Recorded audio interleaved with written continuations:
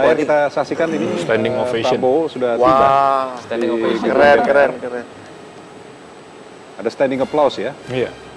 Standing ovation dan applause untuk kehadiran Prabowo. Jarang-jarangnya kita ngeliat kayak gini kan. Jarang-jarang kita Merinding. Mudah-mudahan jadi contoh setelah ini.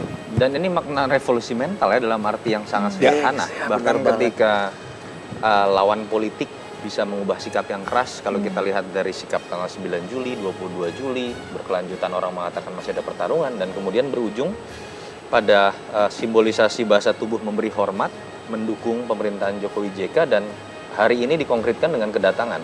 Ini pengakuan formal dan informal yang menurut saya efeknya luar biasa secara psikologis ke masyarakat. Iya. Ya.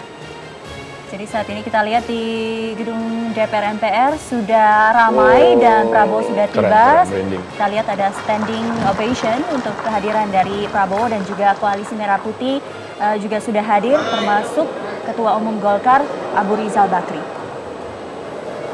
Jadi disinilah ya dimulai revolusi mental Seger ya. banget, Ini ya. seger banget. Seger ini.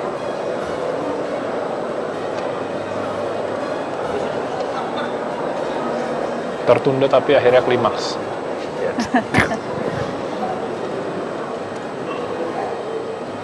Ya, dan ini suasana di luar ruang rapat paripurna 1, banyak sekali media yang masih menanti kedatangan dari para tamu untuk mengikuti sidang pelantikan. Ya, ini ada Ibas. Kita lihat sudah hadir. Kenapa, Riz? Kenapa?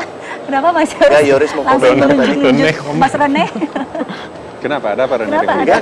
Saya lihat anak muda ikut politik, keren. Bagus.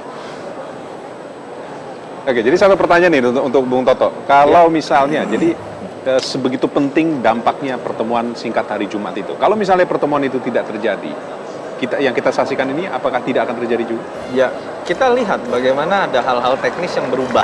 Misalnya sampai tadinya mengatakan sedang di luar negeri, tidak akan hadir, sekarang akan hadir. Akan ada efek berkelanjutan gitu. Dan kita berharap bukan hanya pada simbolisasi ya kehadiran, tapi bagaimana kita melihat ada kecairan suasana. Artinya begini, kita tidak kemudian berharap bahwa semua harus satu suara, karena DPR memang tidak boleh menjadi pemberi stempel belaka. Tetapi bagaimana misalnya Koalisi Merah Putih ke depan dalam beroposisi, dalam berdialektika itu mengedepankan politik akal sehat, bukan politik balas dendam, bukan politik yang masih jegal-menjegal karena kecewaan pasca Pilpres. Kalau itu terjadi, undang-undang apapun yang ditolak, katakanlah misalnya, anggaran yang misalnya diperdebatkan, selama dengan politik akal sehat itu akan kita dukung juga begitu, karena disitulah makna check and balances dalam arti yang sebenarnya, bukan yang seperti kemarin kita lihat mengejar 3-0, 2-0 sampai 5-0 gitu misalnya. Ini mumpung ada pengamat politik keren nih, boleh tanya nggak Mas Toto, buat yang kita yang aktif sebagai relawan ya, dalam bagaimana kita menempatkan diri, bagaimana peran lain yang bisa kita lakukan sekarang setelah semuanya ini, setelah Jokowi dilantik dan setelah DPR seperti yang kita ketahui, dan apa sih yang kita bisa lakukan? What's your recommendation? Transformasi mengawal itu kan harus terus terjadi ya. Wajahnya akan berbeda.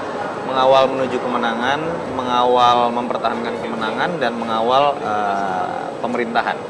Per hari ini kita akan mengawal pemerintahan, dan ciri khas dari relawan yang menurut saya tulus, relawan yang ikhlas itu adalah berani melakukan kritik ke dalam, karena penyakit utama dalam kepemimpinan di Indonesia terutama di level politik adalah anti kritik asal bapak senang yang sering kita dengar.